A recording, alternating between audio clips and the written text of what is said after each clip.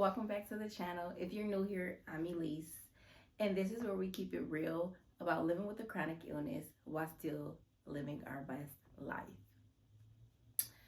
Today we're going to talk about the reality of living with a chronic illness. We're going to jump straight into it. We're going to have some conversations and just kick it, girl talk as I promised. So go ahead, grab you something to drink, get cozy.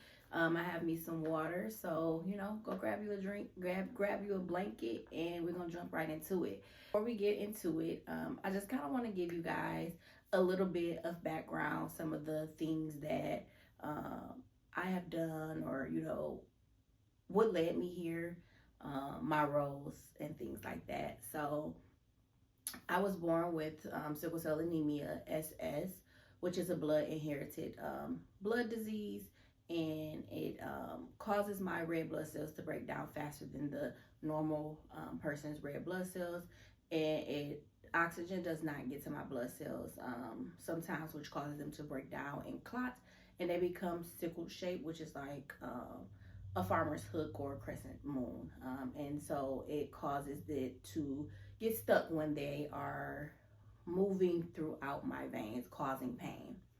So I would like to say that I am conquering sickle cell every day. I try to watch what I say and change the way I talk about this chronic illness, and because our words have power. And so employed, I work a 9 to 5 in corporate. I am a wife, I am a mother, I'm a sister, I am a friend, and all of those roles sometimes have been, don't want to say compromised, but sometimes those roles are challenged when you are living with a chronic illness, and it's hard. And so today, like I stated, we're going to talk about the reality of living with a chronic illness, and we're going to talk about my role as working, my role as a new mother, and my role as a mom. So I'm here in Michigan, and it is 19 degrees today. And over the weekend, it was 20 degrees, and it felt like 1 degree, as the weather app would say. And I know oftentimes, you see these things you see these highlight reels on Instagram, and you see the girls and their planners and their cute cubicles and their reels or TikToks of a day in a life come to work with me. And, sometimes I'm like, I wish, it was that easy, because sometimes I have to fight and, fight with my body and fight with my body that fights against me to even show up to work sometimes. And we still show up. Oftentimes we still show up. We show up with a smile on our face. We show up and we do our best, and most of the time our best is still over the top. So it could be hard. It could be hard living with a chronic illness and still trying to show up at your 9 to 5, or even show up as an entrepreneur, because you still have to treat that as, that's still your daily job. That's still something that you have to do, and you still have to show up when your body is fighting against you. But I just want to encourage you that, to take some time for yourself, and knowing that work-life balance is important. So I challenge you, if you don't have anything in place to cultivate that work-life balance for you, I challenge you to go ahead and start thinking of some things that can help you with your work-life balance. I want you to put some things in the comments on what it is that you do when you get off of work, or what is it that you do for yourself when you are having a bad day, or you struggled through the day but you still made it to work and you still got through the day.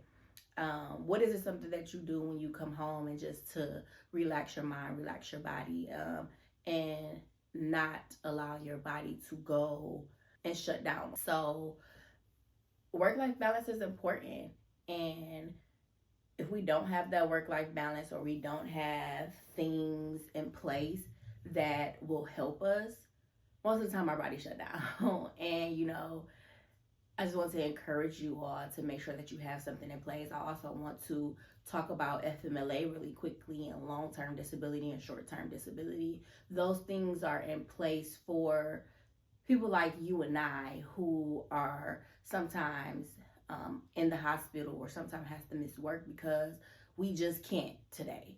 And so I know sometimes you have to be at a job for a certain time before your FMLA kicks in, but I want to also encourage you all to look into your FMLA policies at your job. Look into long-term disability at your job and short-term disability at your job. I have had to use long-term disability from being in the hospital and being off for months at a time. But if I didn't have those things in place, I don't know how the financial responsibility of my household was still being able to be taken care of. Yes, I have faith and I know that, God is a supplier and he meets all my needs, but we also go to jobs so those things can be taken care of as well. So you want to make sure that you have things in place such as FMLA so you can go to your appointments so your job can be secured and they ultimately cannot fire you. However, I know some places are still at will and they can still do as they please, which is, I believe, is not right. And then also long-term disability so that when you can still get paid for those days that you miss when you are in the hospital or be in a space where things are just really hard. Depression is real, seasonal depression is real, and sometimes these jobs will stress you out if you left them. So FMLA and long-term disability is also there for those things as well. Wink, wink. Next, I want to jump right into being a mom. I'm new in the game. I guess I'm not new because my daughter will be 8 months soon, and we in this thing. So they say new mom, but we've been rocking, and I have been broken in. I know that as time still goes on, I'll still learn, I'll still adjust. Things will come up, and life will look different. I believe with being a parent that you're always adjusting. It's always an adjustment. You have where you could get your baby to sleep throughout the night, and then we get to that part where the sleep regression kicks in. That's another adjustment because we just got into the space where, oh, she's sleeping through the night. Then we get to that month where now we're dealing with sleep regression. That's an adjustment. Now we're dealing with teething. That's an adjustment. So it's always an adjustment. I'm just thankful to even be a parent. I'm thankful that God has blessed me with my daughter because there was a time where the OBGYN was saying that I needed to start looking at adoption. I needed to start looking at IVF and other things to conceive or have a baby. And like I stated, my baby will be 8 months soon. So I'm just thankful. It comes with a lot. This has been a huge adjustment.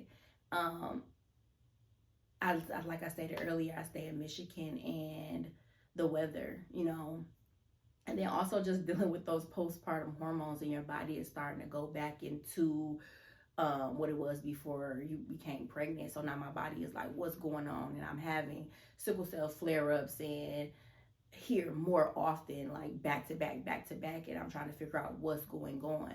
So you have to give yourself grace because this is all new, especially for me as a first-time mom and those first-time moms out there who are pregnant or have a child already.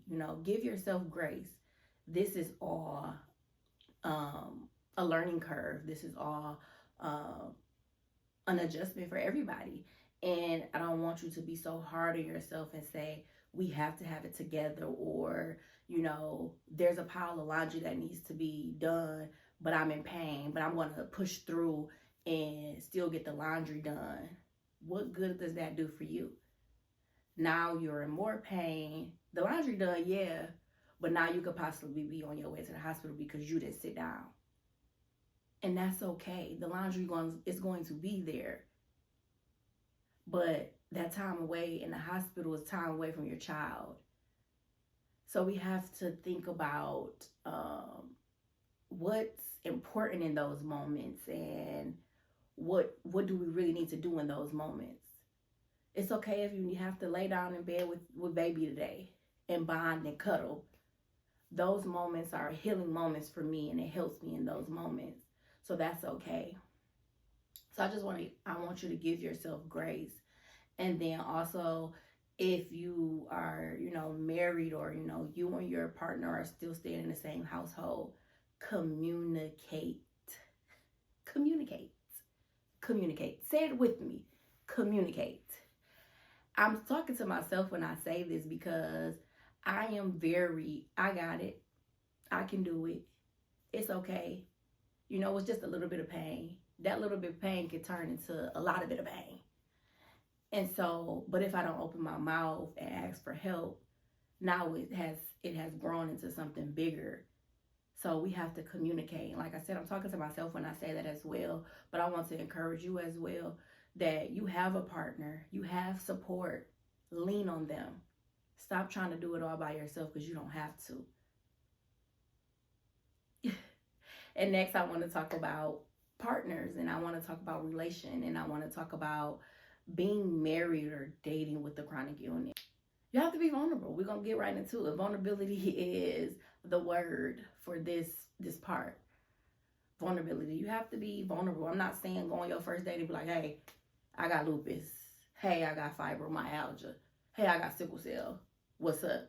I'm not saying do all of that, but I am saying to be open and honest, and because especially if you're in a place where you are dating to marry, your partner needs to know what that looks like.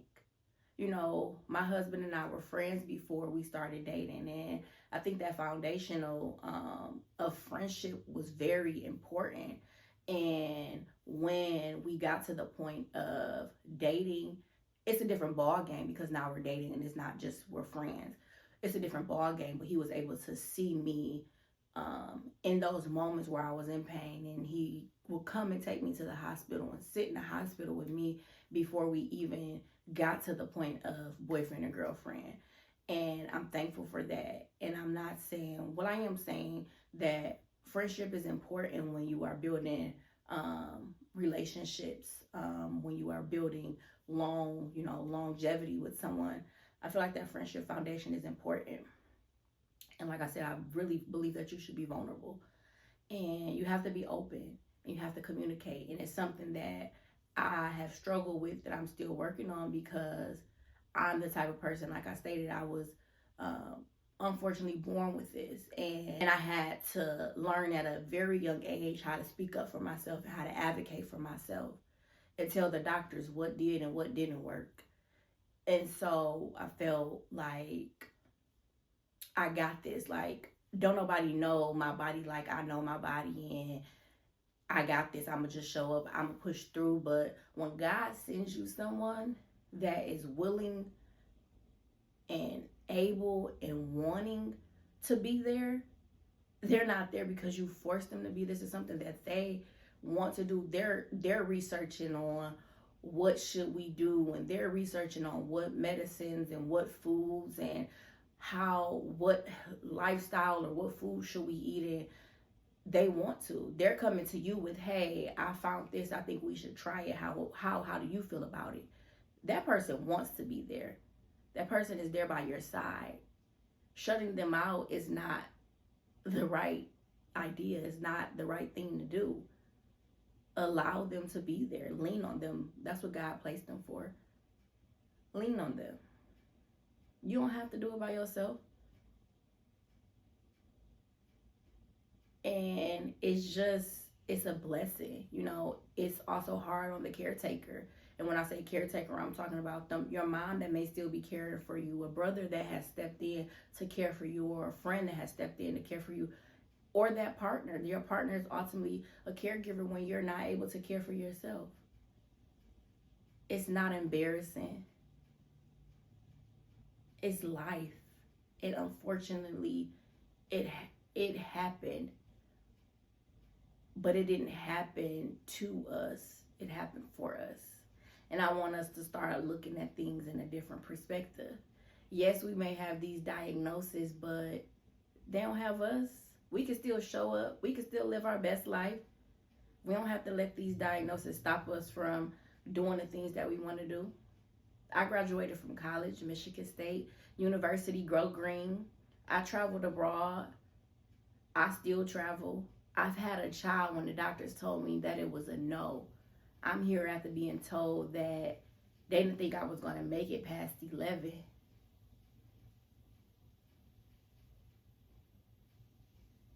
We here.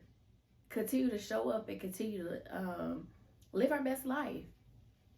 You know, listen to your body when you need to and rest when you need to. But don't let it stop you and don't let it discourage you. I have my moments where I'm like, okay, I'm ready for this to be over.